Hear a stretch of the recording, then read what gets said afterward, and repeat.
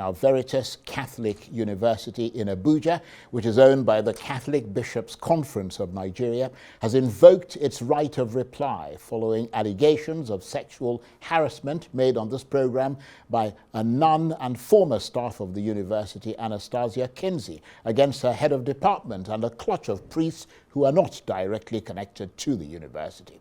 Sister Anastasia says she was dismissed by her congregation of sisters for exposing the rot inside the university and the church.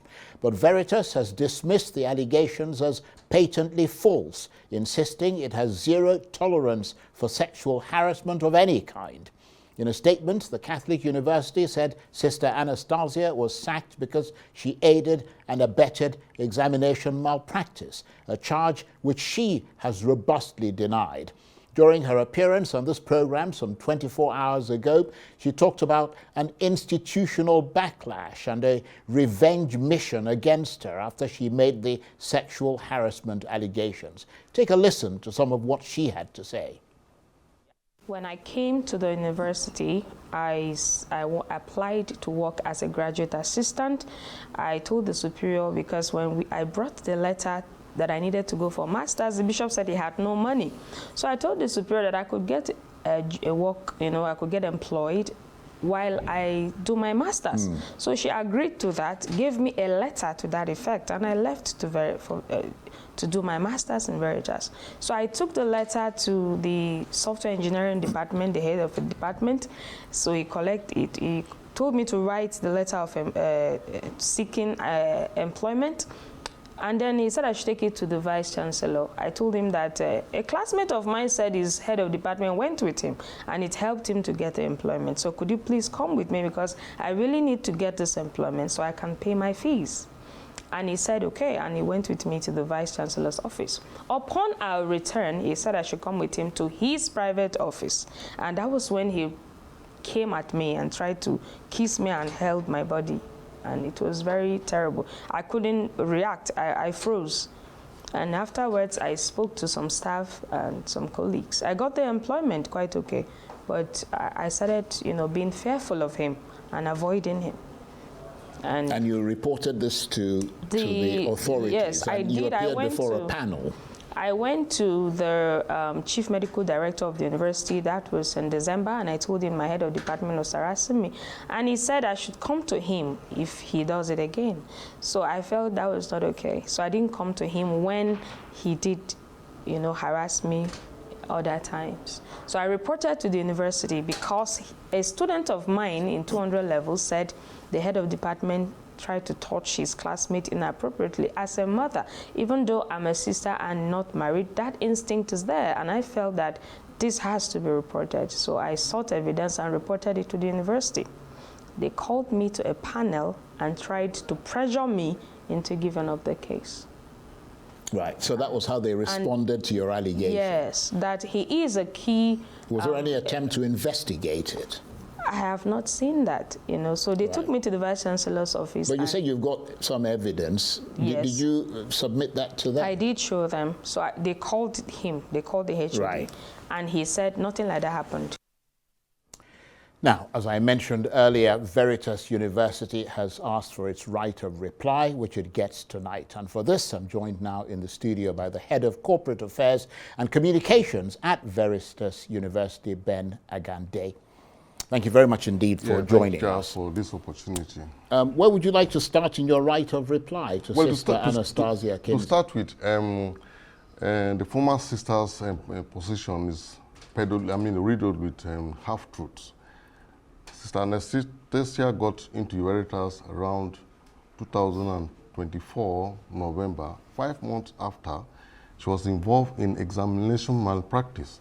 She assisted a student to attempt to evade an examination malpractice. How did she do it? A student was caught, she was given an incident form to fill, and then she told the student to fill a wrong name. That way there would be no way they was going to trace him. And then when the student appeared before the panel, he said that she did what the lecturer did and told her to do. And then we discovered it was this sister. She was called before the panel and she admitted her reason for doing that, according to her, is that she took a pity on the student. And the committee recommended that she be seriously reprimanded. What am I saying? Sister Anastasia was, this happened on the 14th of March. And the panel met and submitted its report on her on the I'm not too sure of the date now, but almost 2 weeks after. And then after that, series of events began to take place. On the 2nd of July, which is almost like 3 months after, she submitted a letter to the Vice Chancellor alleging that her head of department was harassing her sexually. The first thing she did was that she wanted to excuse that she didn't want to put her name on it. And then, as I told you earlier, Veritas has a very robust, very comprehensive policy on sexual harassment. And the Vice Chancellor felt that she cannot be submitting an anonymous petition of that magnitude when she needed to defend her position, and especially when she told the Vice Chancellor that she had evidence. So it was an opportunity for her to provide those evidence. Let me let you know that we've had situations whereby lecturers have been dismissed because they behaved in a way that is unethical according to our own standard. And then people who have been found to be in that kind of compromising situations, they're not given a second chance. What more of a reverend sister, a member of the congregation, who was there because of the fact that she was recommended by the congregation. Don't forget that she did her undergraduate degree program in that university. It was so let me understand something, because I'm not quite sure where you're going. Are you saying that because there was an issue around exam malpractice, if she submitted a complaint about sexual harassment, I was going to get to that. It will not be investigated because of the other thing? I was going to I get don't to understand. that. Okay. I'm trying to lay the background to all these things. So when she submitted her letter to the Vice Chancellor, signed by her on the 2nd of July, a committee was set up by the Dean of the Faculty of Natural Sciences, a distinguished professor headed by a doctor, made up of 4 people, a woman and 3 other persons. And then she was invited, and then she was asked to provide this evidence that she said she had. She never provided any. Well, she says she did. She said they summoned her before a panel and tried to pressure her to give up the case instead of investigating it, even though, these are her words, she submitted audio and video recordings as evidence. She said that was how Veritas University responded to her allegation. No, she appeared before the panel. She was given an opportunity to provide the evidence that she said she had. She never provided any evidence that clearly indicated that somebody had harassed her. Well, she says the HOD was called before the panel, and he claimed she was trying to set him up. She was trying to set him up, and the panel seemed to agree with him. Well, I don't know who called the HOD according to her, but don't forget that former Sister Nancy's narrative, especially in these past few days, is born out of content creation, because she already admitted that she's now a content creator. And then content creation is not guided by facts. So her narratives try to justify those wide allegations that she made. No, well, the point I'm making is that she says she has audio and video recordings. Actually, she said that she also recorded some of the proceedings of the panel. And that is where she says that she has evidence that they were trying to pressure her, that she recorded some of the proceedings of the panel, which may eventually end up in the public arena. I mean, doesn't that concern you? And perhaps you guys should make strident efforts to try and see that evidence from her. We gave her the opportunity to provide us evidence. Otherwise, it might go out in the public. No, we don't have anything to hide. Veritas University has a very robust policy about sexual harassment. I think it is important for you to know, and the members of the public to know, that from the lowest staff to the Vice Chancellor, you sign an undertaking abiding by those robust principles against sexual harassment. And then it was not just because we wanted to add numbers to that. We wanted to provide a context that if something happens, we'll refer to it. And I mean, if we do that to other people who are not nuns, I mean, this is natural that we should be effectively, I mean, it's effectively reprehensible that a nun... But you do know there are two sets of sexual harassment allegations. Our policy covers all the sects, whether 2, 3, or 4. Yeah, well, what I'm saying is that one is against a head of department at Veritas. The other is against priests in the Catholic Church. And both are connected in the sense that they are both part of the institution of the Catholic Church. The Catholic Church has the capacity. I know it's not, I mean, the priest thing has nothing to do with you directly. I don't want those. But what I'm saying is that one would think that in such a situation that involves potentially reputational damage and maybe even a lawsuit, that the university would be less dismissive and more inclined to institute robust investigations. Has that been done? You are assuming that that investigation... No, I'm asking you a question. I'm not making an assumption. I'm just telling you that a panel was set up, headed by a doctorate degree holder, by the dean of the faculty that she belonged, robustly discussed all these things, gave her opportunity to provide those evidence. She never did. Well, she said that in addition to... Sorry, sir, that is her word. Yeah.